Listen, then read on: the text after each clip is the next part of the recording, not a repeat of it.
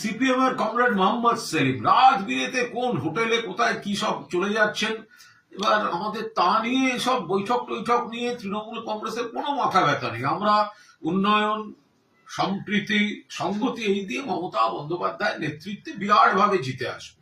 কিন্তু এই অতৃপ্ত আত্মাদের চালচলন এগুলো নিয়ে নানা রাজনৈতিক ছোটখাটো চর্চা ইত্যাদি হচ্ছে। আমি যত বলছি সিপিএম এর এসব আচরণ হচ্ছে একেবারে রাজনৈতিক দেউলিয়াপনার ভিক্ষাপাত্র হাতে বাড়ি বাড়ি ঘোরা।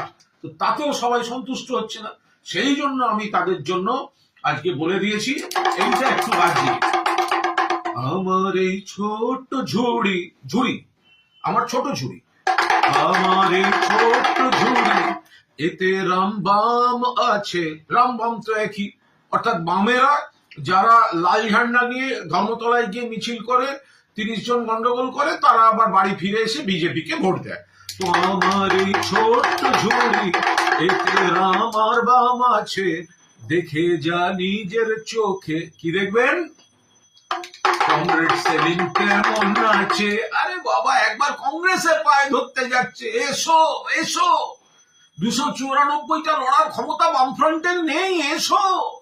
আবার কখনো চলে যাচ্ছে হুমায়ুন কবিরের কাছে, আমার এই ছোট্ট ঝুড়ি, এতে রাম আর বাম আছে, দেখে যা নিজের চোখে, সেলিম দা কেমন আছে।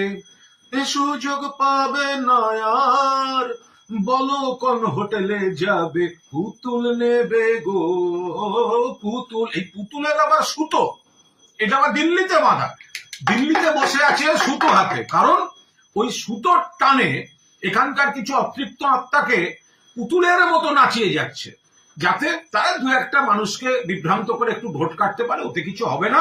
আমাদের গান রইল, পুতুল নেবে গো পুতুল।